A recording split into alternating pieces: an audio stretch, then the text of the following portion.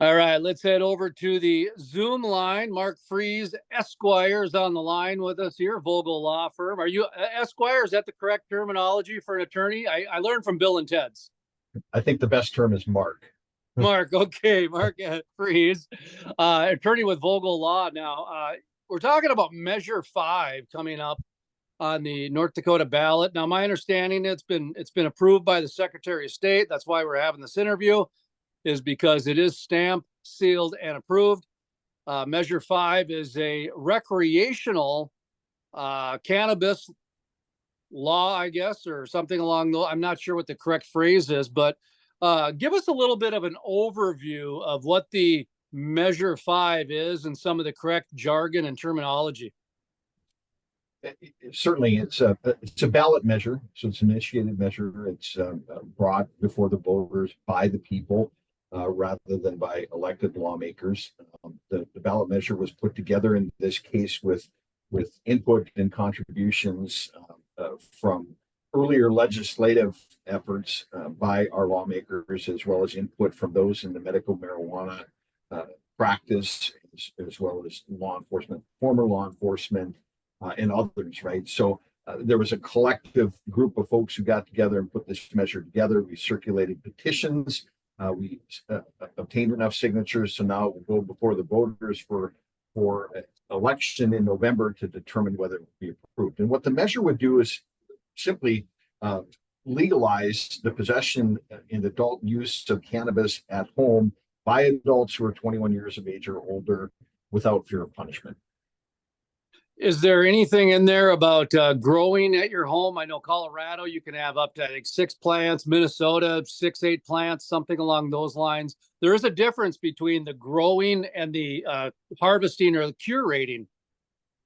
Yeah, there sure is. And this measure would allow the ability to grow up to 3 plants per person who over the age of 21, with a limit of 6 plants per household. So if you had a family of 5, all 21 or older, 6 would be the limit for the entire household.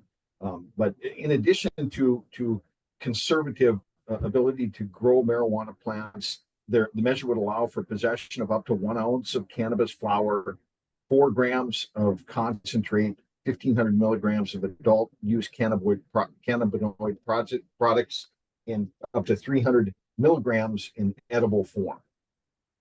And what now, for those people who maybe not from the state listening or watching this, maybe some people in the state who are relatively new here, there was a medicinal marijuana law that was passed, I don't know, 5 years ago or 6 years ago. I can't remember off the top of my head. The last 4 years have been kind of a blur. Actually, probably 8 years ago, now that I'm thinking about it. But it was one of the most remarkable pieces of democracy I've ever seen in my life, because I believe every county except one passed it at a 65% approval, and I think the other one was like 62%. That's like a super majority, really.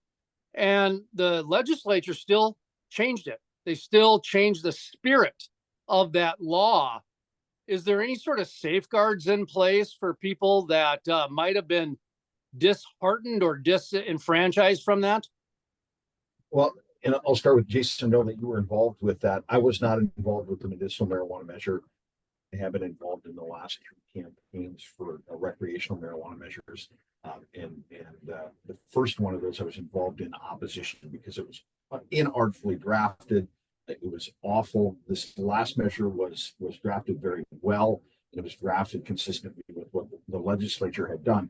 So to answer your question in a straightforward way, I don't think that the legislature will tinker with this very much at all, because it is in large part an adaptation of what the legislature had drafted and had actually passed in the House of Representatives, but it failed in the Senate. So I don't see a lot of tinkering by the legislature, but I also see a lot of deference in this ballot measure to the legislature. Things like taxation and establishing a taxation protocol for recreational use marijuana. The committee believes that that's a legislative responsibility and has deferred to them to develop and implement the taxation policy if the measure is approved by the voters.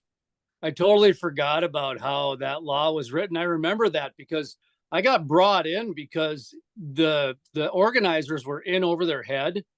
And I remember it looked like part of it, they just copy and pasted from this state, copy and pasted from this state. And that's why I think I said the spirit of it, because I do remember, yeah, there was some issues with some contradictions within there. They did not have legal representation like how you're brought in now. So I'm glad to see. And I do remember the last recreational one. I think Dave Owens, who's been political around the state, one of the biggest pitfalls I thought he made was when he was going around on the different radio stations, he was taking the business angle about how you could grow an acre in your backyard. And I'm going, oh my word, you're going to scare all these farmers and all these people and everything. So, we've come a long way in the last 8 to 10 years on the education and awareness of some of these. A lot of the other states, of course, have really embraced medicinal to recreation. What is your connection with this? Were you brought in as a legal representation? Do you have somebody that you know that's been on the medicinal side of it? Are you a recreational user? I mean, what is your connection with this, if I may ask? I am not a marijuana user. I do not intend to use marijuana if the bill passes or if the measure passes. I'm a former police officer. I was a Bismarck police officer for a number of years before I went to law school, and I'm a criminal defense attorney and have been for 25 years. I've represented tons of people who have been prosecuted for violations of marijuana laws, and I have seen the very direct impact that it has had on individuals, and not only in the moment with criminal prosecution, but for years and years to come. It has deprived a lot of people of the ability to go to pharmacy school, to go to medical school, to enlist in the military, to rent housing, to do things that normal, ordinary, responsible citizens do on a day-to-day basis. I look at it today, there are 24 states plus the District of Columbia that have lawful adult use cannabis regulations. In 2024, in this year, there are efforts underway in Florida, Pennsylvania, New Hampshire, Hawaii, and South Dakota. I see our tax dollars leaving North Dakota and going to Montana and Minnesota because, in my view, Jason, adults who are going to use marijuana are going to use marijuana. If a North Dakota 21-year-old wants to use marijuana and has to go to Minnesota to buy it or has to go to Montana to buy it, we're losing that tax income. In the 2 years since Montana has had their recreational marijuana program, $118 million in tax revenues that have been generated by the state of Montana. So the reason I got involved is not because I'm pro cannabis use or because I'm supporting this from an effort that I'm in the business of it. The reality is, as a criminal defense attorney, I make a lot more money if cannabis remains illegal and if people continue to be prosecuted because I'm paid to represent people who've been in the system. But this, for me, Jason, it's not about my own personal economic interest. For me, it's what is good policy for the state of North Dakota. And I think that this ballot measure is good policy. And I joined this group and agreed to participate because I want to see it done in a conservative, thoughtful way rather than this is going to pass at some time, right? I'd rather see us do it. Local people who have knowledge and involvement with the former medicinal and the development of the medicinal program, who have practiced in the courts and have seen the marijuana laws progress. I'd rather see us do it in a way that makes sense to North Dakotans than to have an out-of-state group come in at the next time and have another bad measure like we had 2 sessions ago. When I think about the progression that North Dakota's made, I think back to, I'll just myself. The first time I tried marijuana, I was 28 years old. And I'm not kidding you. The first thing I said when I smoked was, why would anyone drink?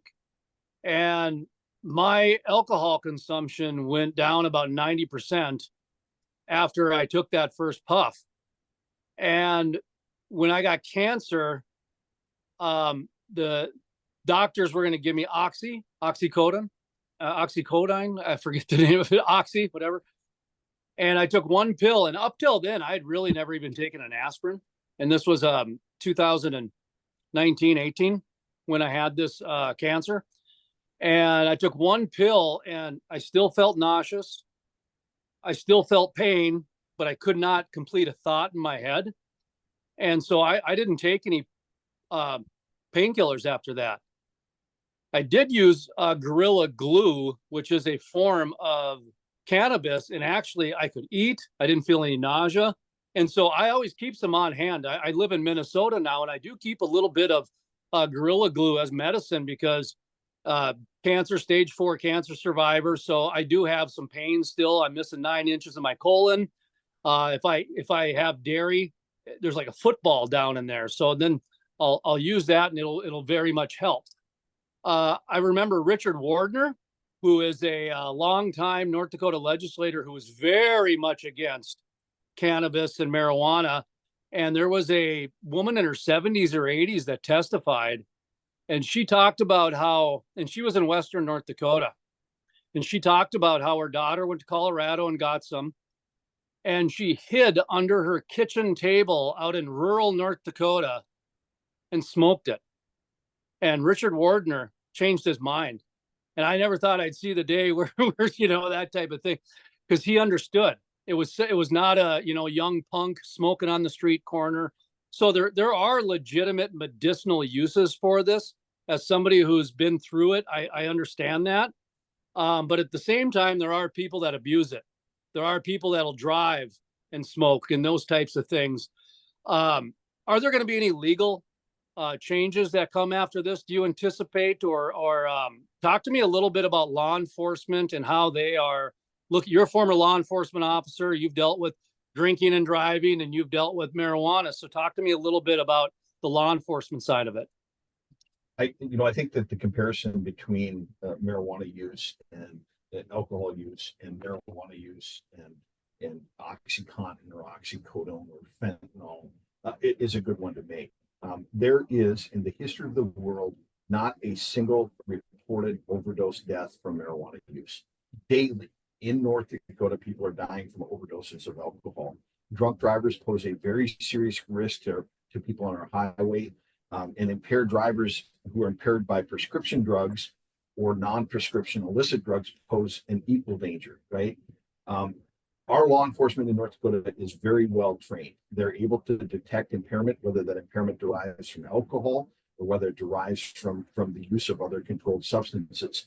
I would never publicly support or privately support the notion that somebody should drive in an impaired condition, no matter the substance. So this measure is not an endorsement on impaired driving, but I do agree with your suggestion, Jason, that when you compare this substance to alcohol, I think every law enforcement officer who has worked on the streets will tell you people who are impaired by marijuana are much easier to deal with than people who are impaired with alcohol. And then the flip side of that coin is I personally wonder how many fentanyl overdose deaths we would have, how many people we would have that would have survived the methamphetamine crisis that we've gone through if this were available, if cannabis were available in a lawful form. Because people who use some of those substances are looking either to control a medical condition or a psychological or psychiatric condition. And if marijuana could have reduced the effects that were causing them or the cravings that were causing them to go to fentanyl, would some of those folks still be here? I have a tendency to think that they would. When we talk about the medicinal side of things, Minnesota, North Dakota, South Dakota, medicinal. And even Minnesota, I think, is recreational, but it's still medicinal, except in Monoman and down one of the reservations outside of Minneapolis. South Dakota, I believe, passed recreational, but they changed it within the state legislature too, to kick the can, so to speak. One of the issues about medicinal is the doctor signing the okay. There is a federal law that kind of at least the last I checked, I haven't checked in a while. There was a federal law that really scared doctors away from doing that. I know after I had my first cancer bout, I couldn't find a doctor in Minnesota or North Dakota to write me a prescription. Next Friday, actually, I'm having a meeting at one of these Zoom meetings where a doctor comes in with sandals and beads in the background. He's going to give me the okay or so. I'm just joking, but I am going to have a telemedicine to where I've been pre-approved already based on my cancer and everything else that um, apparently I'm going to get that. Talk to me a little bit about the doctors and what is happening with that, because it's not as easy to get a medicinal card as it seems, but maybe it is. I don't know. I haven't checked in a while. Let me hit the South Dakota history first. You're right about that, Jason. South Dakota passed a ballot measure, approved recreational cannabis use. The South Dakota Supreme Court overturned it, holding that it violated the single subject rule for an initiated measure under South Dakota law. They came back last time, and there's another ballot measure that didn't pass. Currently, they've approved a ballot measure for 2024. So just like North Dakota, South Dakota is going to be addressing this again. You're absolutely right about the problems with the medicinal marijuana program. It's not only that doctors are reluctant to prescribe. There are certain insurers that will not provide coverage under certain circumstances. Veterans who are working through the Veterans Administration program, and Veterans Administration hospitals are not able to get medicinal use marijuana because of protocols by the federal government in that program. There are all sorts of obstacles to getting medical marijuana authorization, filling the prescriptions, and being able to use them. Some of the conditions that you've outlined, having gone through stage 4 cancer, having dealt with chemotherapy and radiation, firsthand the benefits of medicinal marijuana. Other people that have suffered from PTSD, psychological ailments, people who have certain eye problems, seizure disorders, there's all sorts of people who have found remarkable success to treating their ailments because of medicinal use marijuana. And some of my fellow committee members and people who are helping support the campaign here are supporting it because they've had difficulty with a friend or a family member obtaining medicinal use marijuana under existing protocols. So you're absolutely right. This will hopefully open up the door for the availability for medical use cannabis for those who could not otherwise obtain it. If somebody is traveling across state lines, Fargo-Moorhead, Wahpeton, Breckenridge, East Grand Forks, I mean, we can go to the south or go to the west side of the state and Beach, Montana, Beach, North Dakota, and Glendive, Montana. What's the law say on that if you're in a neighboring state? I know that if somebody's going to drive a few ounces from Colorado to North Dakota, they're in trouble. They're going to be in trouble for that. Does the law say anything about that, or is that just, hey, man, you better stay in the state? Yeah, no, you're absolutely right, Jason. Unless you have medical authorization and you're possessing within that authorization limit, you're not able to bring marijuana from Minnesota into North Dakota. And if you have no medical authorization and you go into Minnesota and bring marijuana back here, you're committing a crime, right? So it's very important that people understand this is not going to open up the door to allow people to come and go and take marijuana across the border and transport it all around. It's not doing that at all, right? The law of the jurisdiction in which you're passing through is going to control whether you can possess it or not, and whether you have that medical authorization is going to influence whether you're able to possess it as well. I'm not sure if you can answer this or not, but there are a lot of legalese still that is being ironed out.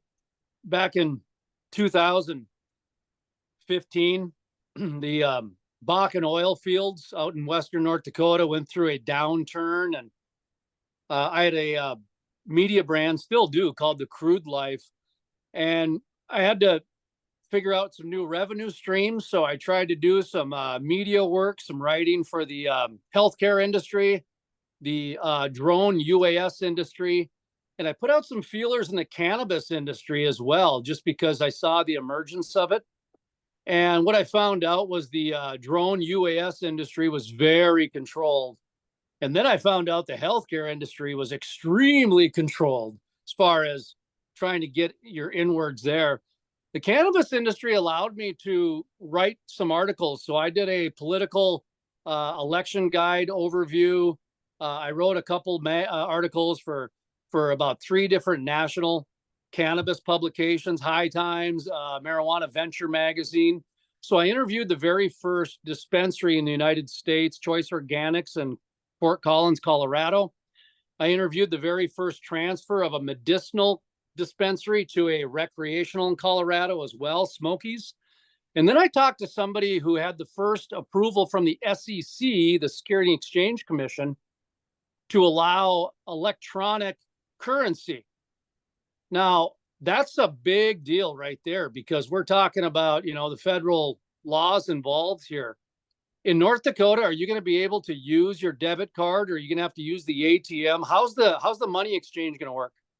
A lot of that's going to depend on what happens at the federal level. You may be aware that the federal government's currently proposing a reclassification of marijuana from cannabis from Schedule 1 to Schedule 3. And to kind of explain that to your listeners, Jason, Schedule 1, the federal government in all states classify controlled substances into schedules. Schedule 1 controlled substances are those that have a high potential for abuse with no accepted medical use.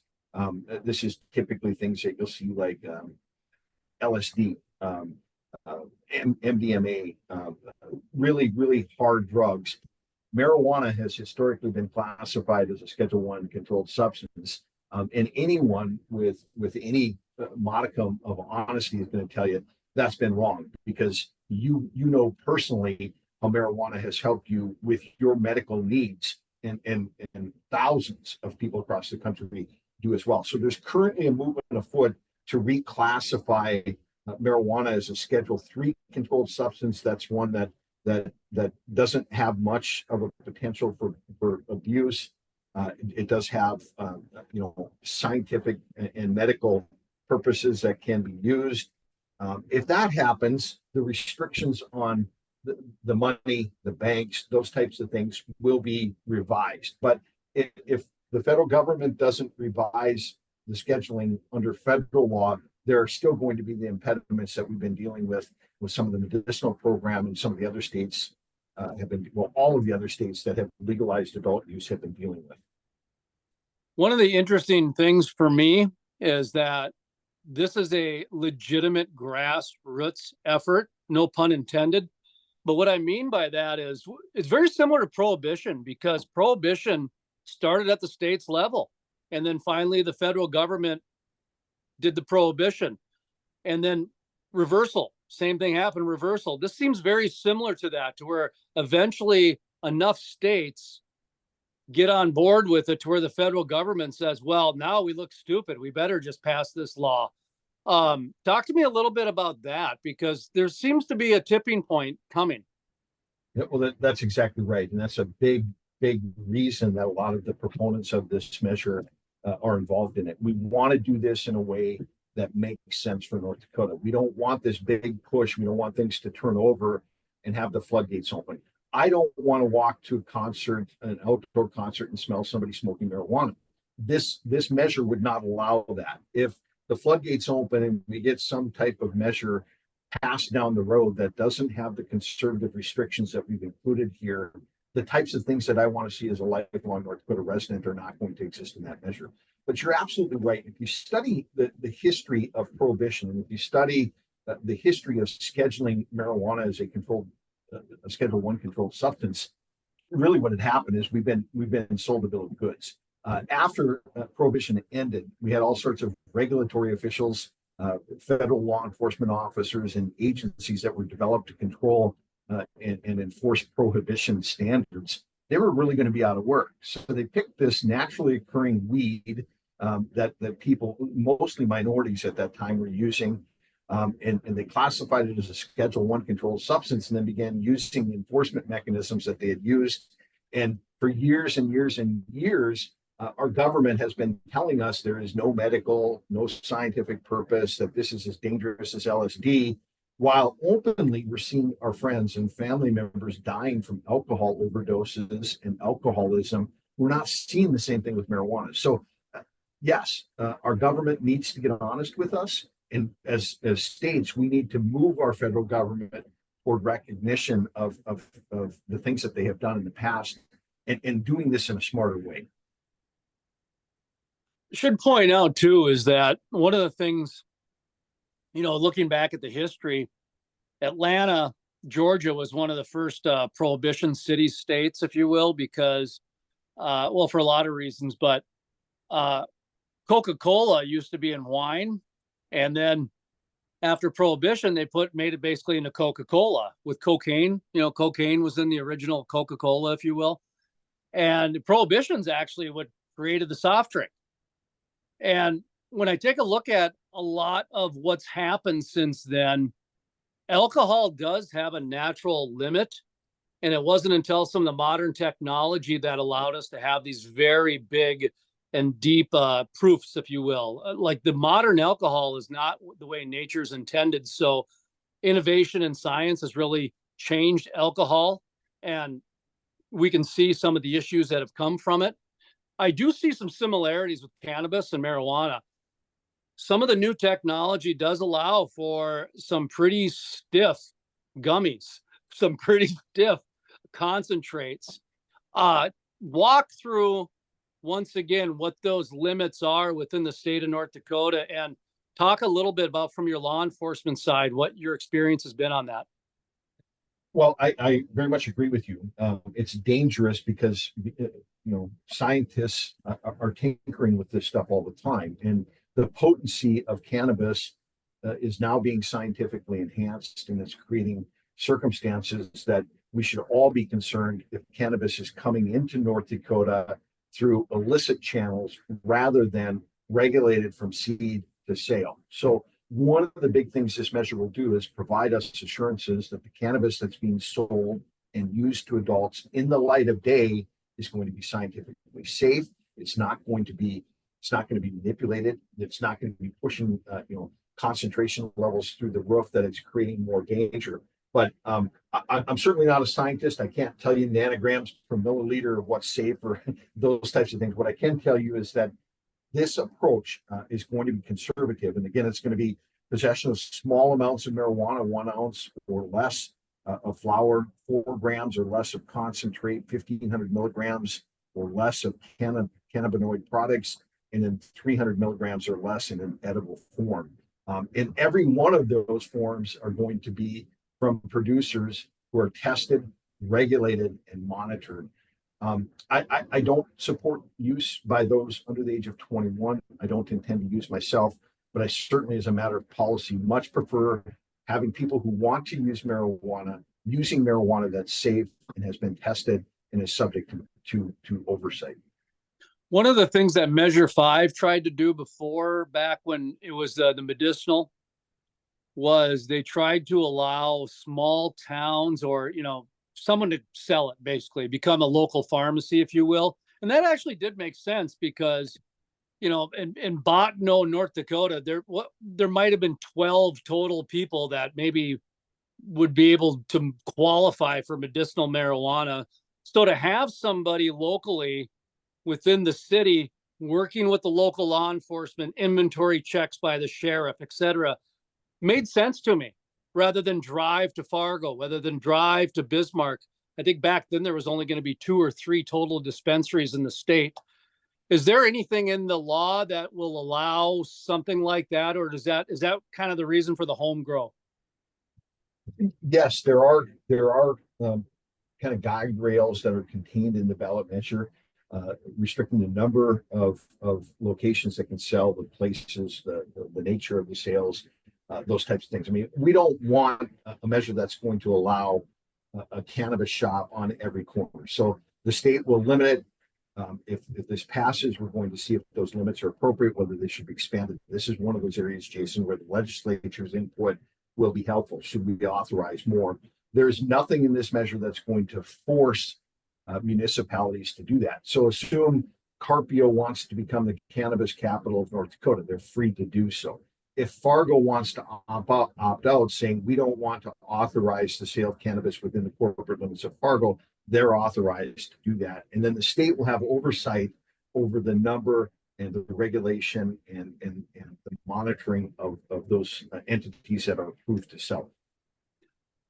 That happens, by the way. If you go to Colorado, there's still counties and cities that don't allow it. Grand Junction, Colorado, they don't allow dispensaries in the city. It's really funny because you go outside of town There's like 4 of them right on the outskirts of town, on some frontage road in the middle of nowhere.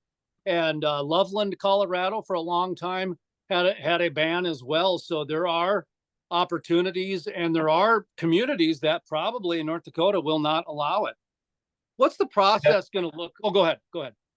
And that's perfectly acceptable. That's what we want, right? Again, a big part of this measure for many on the committee is, look, we want to do this in a way that fits North Dakota, and that preservation of a local determination as to whether this is going to be authorized is really central to how North Dakota operates. I'd much rather have this than some out-of-state entity with an interest in their own interest coming into North Dakota and forcing something down our throat after we're one of the last ones. And look, we're going to be an island here. Canada has recreational use marijuana. Montana has recreational use marijuana. Minnesota has recreational use marijuana. And in 2024, the voters in South Dakota are going to be voting on recreational use marijuana after having previously passed it. So we're going to be alone here. I think you're right. Our voters at some point are going to say, like me, I don't intend on using it, but I don't want tax dollars going to other states for things that are going to be consumed in North Dakota.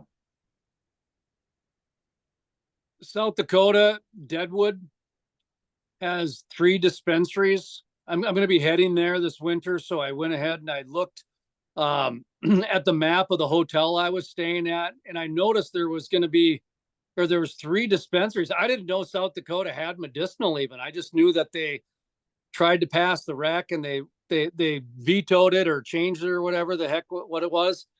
So I called one of the dispensaries and asked them, say, if I have a Minnesota medicinal card, can I buy marijuana in the Deadwood, South Dakota dispensary? I cannot do that.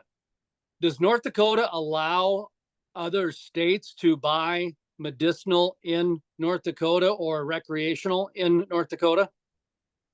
That's a great question. This would not prohibit the purchase of adult use cannabis by somebody who didn't live in North Dakota. So if you're from Illinois and you're visiting North Dakota and this measure passes and you choose to purchase some gummies, you can, right?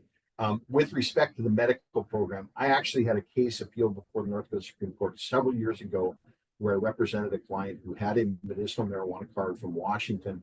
Our law in North Dakota at the time said that it was permissible to possess a controlled substance if authorized by somebody in your home jurisdiction. Our Supreme Court really just kind of ignored that and said if it's illegal in North Dakota, you can't get it here. Every state is going to have regulations, and I think those regulations are probably going to be tilted in favor of, we're going to dispense marijuana to people who have marijuana authorization under the medical program in our state. So like they did for you in South Dakota, I'm guessing that's probably the same thing folks are dealing with in North Dakota, but I'm not sure about that, Jason. But if somebody wants to, they're visiting mom and dad and they're coming back from, like you say, Illinois, they can head over there and they can buy is it up to an ounce in as well? Okay. Correct. Yeah. Possession limit of an ounce. I'm sorry? A possession limit of up to 1 ounce.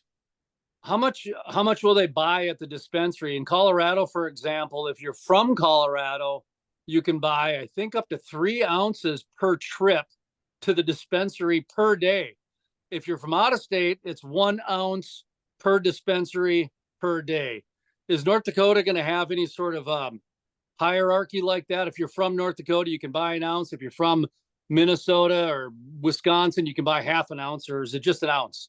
The ounce is the possession limit total, and I'm trying to page through the measure right now as we speak. I don't know if there's, I think that there were some purchase limits per day, but total amount that you can possess is 1 ounce. I know that for sure. Okay. Well, that's that's where we're at. So the other question I had is, you mentioned taxes a few times, and that is one of the things a lot of states are getting behind, that maybe we're resistant to it as they saw the tax revenue. And the state of Washington stands out to me because they overtaxed their residents first. And they learned a hard lesson because I think Oregon was recreational at the time, and they wanted to compete with Oregon. And so they actually put too much tax. I want to say 25% or 30% or something like that. And it made the price $400 or $500. And actually the black market, the illegal market grew because they were only charging $250, $300 an ounce. And all the criminals said, whoa, if the dispensaries are charging $400 to $500, well, let's raise our prices now, and still we're cheaper than they are. So what are the taxes going to look like? And that's a great question for which I don't know the answer.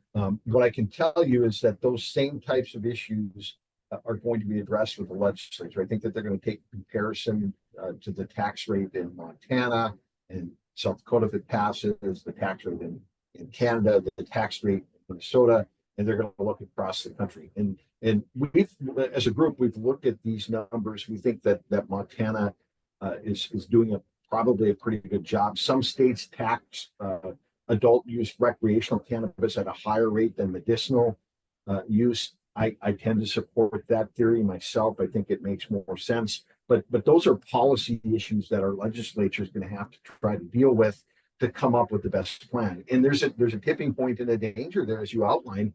If it's taxed too high, folks are still going to continue to drive across the border to Minnesota or to Montana or to Canada to get their product rather than getting it here. So I think we have to be competitive. I think we have to be fair. And I think it has to be thoughtful by the folks who determine tax rates for everything else, right? I mean, that's what we elect our leaders to do. And by the way, Jason, I did go back and look while we were listening here on the maximum purchase amount. Purchase amount and possession amount is the same. So adult use cannabis, consumer may possess and purchase not more than 1 ounce of adult use cannabis. And what is the process going to look like then? Are they going to be in a dispensary only? Minnesota, I think the legislature passed some sort of loophole law that allowed convenience stores to sell gummies or something along those lines, to where it really created a little bit of a stir, because people are used to dispensaries only being the place where you can purchase cannabis, marijuana. Well, when we start getting into some of the concentrates or drinks or gummies, that does, raise some different questions. And like I said, I know Minnesota passed a law to where there's some places you can go to, and if you're not by a school and you don't serve alcohol, hey, you're a convenience store. You can now sell gummies, that sort of thing. Is there anything like that in this, or is it going to be primarily just at dispensaries? It's going to be at dispensaries, or what is defined under the measure as an adult use cannabis business. I was in Moorhead recently, and I stopped to pick up beer for the weekend. And behind the counter, they had cannabis or marijuana infused drinks available. Again, I go back to this issue that we've talked about a number of times here, Jason, is that we want to do this the North Dakota way. And I think the North Dakota way is one where every convenience store doesn't have this behind the counter. Every liquor store doesn't. If you're interested in partaking in this type of activity, you're going to have to go to a regulated business that's subject to inspection by a state entity. And it's not going to be wide open. It's not going to be the wild, wild west. It's going to be folks that are involved in this business, that are monitored and that know how to operate it, rather than a convenience store clerk who's maybe not sure of the age of the person who's purchasing, not keeping records, not documenting purchases like an adult use cannabis business would. What's the process going to look like for somebody who is growing at home? Is there going to be inventory checks? Is there going to be, can you go to a dispensary and buy clones? I know in Colorado, they have clones that you can buy. In fact, this is a true story. Back in 2016, 17 or whatever it was, when I was writing for a publication, people were in the park trading clones. They were just in an open park at the dog park exchanging marijuana plants like they were tomatoes. I couldn't believe it.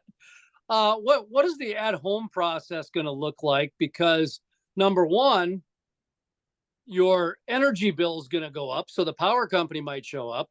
Number two, are there going to be any inventory checks or anything along those lines? No, I don't, I don't see, the health department or police coming from door to door to count the number of marijuana plants that people are growing. Yes, those who are interested in engaging in this process will be able to purchase seeds and growing equipment can be purchased from your local hardware store, but seeds can be purchased from authorized adult use cannabis businesses, those types of things. But look, I know I've had a lot of clients, and I know a lot of people that have tried to grow marijuana. It's not like growing tomatoes in your backyard. It is a time and labor intensive process, and I don't think that there's going to be a lot of people that are taking advantage uh, of the ability to grow 6 plants in their household.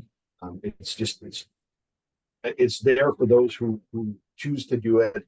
And I think largely it's in the measure because every state of the 24 states that have already passed adult use marijuana regulations, there is a provision for home growing in each of those. So ours is much more limited than other states. It's more restrictive, but it's available. And what is the process going to look like if it passes? What would the timeline look like? When would it go to before the legislature for stamp of approval? Walk us through that.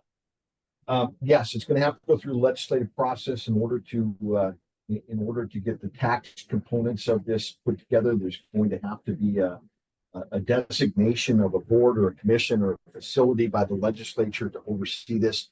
You'll maybe recall a little bit of the growing pains that we had with the medicinal marijuana program. It took some time to get oversight and a regulatory agency involved. This measure really kind of contemplates that the existing processes that are in place, and that's one of the things that's changed with this measure versus the last one.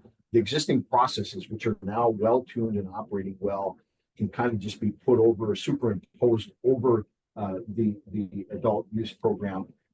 Not later than October 1st of 2025, then the department that's established by the legislature has to develop and implement an adult use cannabis program for not only the manufacture of cannabis, but for the sale and dispensing of cannabis. So time frame, we would be looking at implementing all of it on October 1st, 2025. The individual protections that exist, like you're not going to jail anymore for marijuana possession, and you can't be arrested for marijuana possession, that would go into effect shortly after the voters approve the measure.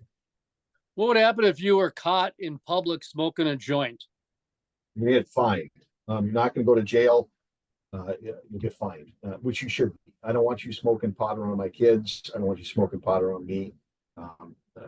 I want a measure like this that's going to restrict those types of things. I don't want it being smoked in cars. I don't want it being smoked in public facilities. I don't want it being smoked or utilized in school events, those types of things. It's possessing marijuana will still be prohibited on campuses and schools and those types of things. So there are a number of restrictions and regulations here that really the notion behind all of this is it's going to be adult use in one's home. And how about for the aspiring entrepreneurs? If somebody wanted to open a dispensary, does the bill address that, or does that have to go through the legislative process? Are there, like in Minnesota, for example, I was trying to remember if it was $25,000 or $50,000 non-refundable for an application, and there's different levels. You can be a grower. You can be a dispensary person. In Colorado, they're now getting into delivery, for crying out loud. What's going on for the aspiring cannabis entrepreneur? Much like the aspiring medical marijuana entrepreneur, they're going to have to go through the process. They'll have to have bonding and insurance. They'll have to apply. There'll be a determination by the state entity who will be granted the license. Based on criteria that are going to be modified a bit as the legislature works through this. And then administrative agencies have the ability to develop authorizing or implementing regulations under the North Dakota Administrative Code. So there's going to be some of that overlay that comes in and takes place. But I would say that the entrepreneur who is interested in this could take a look at how the medicinal marijuana program had developed in North Dakota and follow that kind of footprint or that path that has been blazed by the folks who did that. Have you ever been to Oklahoma? I have once passed through there.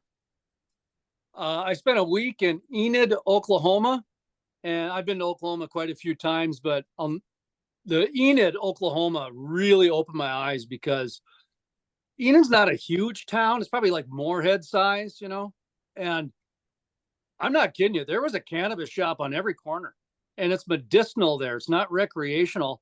And all I kept thinking of is, man, they must give out prescriptions if you're scared of the dark. I mean, this is like the most, I couldn't believe it. Like every corner had one. What are some of the, is it spelled out? What are some of the ailments? Of course, cancer, right away, people think, oh yeah, he'll get a script, no problem. Glaucoma, no problem. But when you start talking about anxiety and some of the subjective ailments, and I'm not trying to be insensitive, but at the same time, I'm trying to say there are some people that do abuse the system a little bit. Is that spelled out in this law, or is that going to go through the legislative process? That's already spelled out in the medicinal use program, right? This would be adult use program.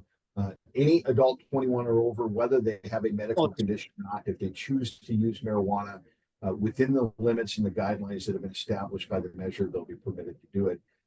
I agree with you, though. We've seen some abuses in the medicinal program, and as a result of those abuses, people who should be qualified and should be getting it aren't getting it. So that's part of kind of what plays into this as well.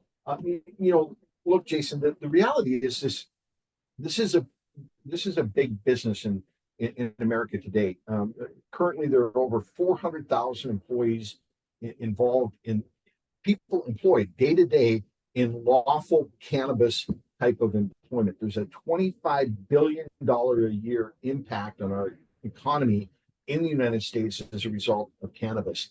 The time is now for North Dakota to stop letting those jobs, those economic opportunities, those tax proceeds go to other states, especially when we struggle with how are we going to pay for our services. And one of the big things that keeps getting missed in all of this is people say, well, this is not going to have a great positive impact. It's going to impact law enforcement. The economic benefit is not just the tax proceeds. If we can get these minor cases out of our courtrooms, if we can stop fining and imprisoning people for possessing small amounts of marijuana where they can do it lawfully in 24 other states, if we can take resources that we're spending on law enforcement to enforce these minor regulations and put them to work enforcing things that are more important, we're going to save tons of money in addition to the proceeds that we'll obtain from taxation. So the time is right for this, in my view. What have you found as the biggest obstacle or the biggest pushback you're hearing from people? It depends on the person. I think first, wholesale change is hard, right? It's really hard, especially when decision makers are wedded to misinformation. I continue to hear from some of my former law enforcement colleagues, marijuana is a gateway drug. They were told that that propaganda was pushed, our government pushed it, and there are people that continue to believe it, although every credible research study has shown marijuana is not a gateway drug. People who use alcohol are more likely to engage in a gateway drug use through alcohol than they are marijuana. So there are people, because of misconceptions that they have, they're going to maintain their objection to this until they get educated. And look, I have a confession for you. For years, for decades, I thought of marijuana very differently than I do now. I used to arrest people for this. I used to enforce marijuana laws. I used to be involved in counter drug activities with the military. I believe that marijuana was like these other drugs. I believe it because not because I'm a scientist, because that's what I've been told and that's what's being said. Finally, our federal government is starting to be honest and saying, look, this really does have scientific and medicinal purposes. And states are recognizing this, and there's a groundswell across the country. So the opposition is going to depend on your perspective. I mentioned earlier, I was 28 years old the first time I tried it, and a lot of it was, the reefer madness. Yep. A lot of it was the reefer madness and the gateway drug, et cetera, that prevented me from ever trying it. And my experience has been, as I mentioned, to where I really don't drink anymore. Actually, I haven't had a drop of alcohol in probably 4 years. And the last time I had a drop, it was just a glass of wine. So when I think of the gateway drug, I've actually heard two different versions of the gateway drug. One is if you smoke cannabis, you're going to go to other drugs. You're going to search for something harder and harder and harder. The other gateway drug I've heard is that when you go to your dealer, they're the ones that gateway you to the other. Oh, you like that? Well, here, try these pills. Here, try this heroin. Here, try this, try that. So there's two different versions of gateway drugs, I guess, that I've heard through my lifetime. In your law enforcement days, what was gateway drug to you? Well, it was kind of the first one. If you experiment with this, you're going to try other things. But I would say the flip side of the coin is one that we need to look at in more detail, right? I have lost a number of clients. I have fellow classmates of my own children who have died from fentanyl overdoses. These are profound and real impacts in communities across the state. And the reality is, I think a lot of those deaths would not have occurred if there was an ability for adult use cannabis for people who were experimenting with those things. Focus our efforts, our law enforcement efforts, on those hard drugs that are killing our kids, and regulate marijuana so that our kids can't get to it. And if you're 21 or older, you have that availability. Some of the other opposition, Jason, that we hear is traffic safety, access by children. Those are all real concerns, but this measure incorporates protections to address those concerns. I don't want 18, 19, 20-year-old young adults using marijuana. I don't want kids using marijuana. They won't be permitted to under this. I don't want people driving while impaired. They won't be permitted to under this, right? So people who use alcohol, you're one of them, right? You just mentioned you hadn't consumed alcohol in like 4 years. People who would otherwise consume alcohol and get behind the wheel no longer consume alcohol, right? So this isn't like we're going to drop a social experiment and see how it works. The states that have been doing this have been doing it a long time. And it's no surprise that not a single state which has adopted an adult use cannabis law has repealed it. Do you know where the taxes are going to go? They're going to go to the general fund and they'll be appropriated as the legislature deems fit. And they'll hopefully reduce my property taxes. Yeah, I thought it'd go to some DARE program or something like that. So is there anything that we haven't talked about that you think people should know about? And it's on the November election, correct? Correct. And anything that we left out, or anything that you think people should know about this particular measure that is of importance? My advice is get educated. Take a look at it. Read the studies. There's a ton of information available out there. The website for the committee is available for your listeners to look at as well. There are research articles everywhere. As I mentioned to you, Jason, my view on this has changed, not because I've changed, but because I've studied it and researched it. And the time is now. I think we're ready. Mark Friese with Vogel Law. Hey, thanks for your time today. Hey, pleasure meeting you. Thanks for the invitation, Jason.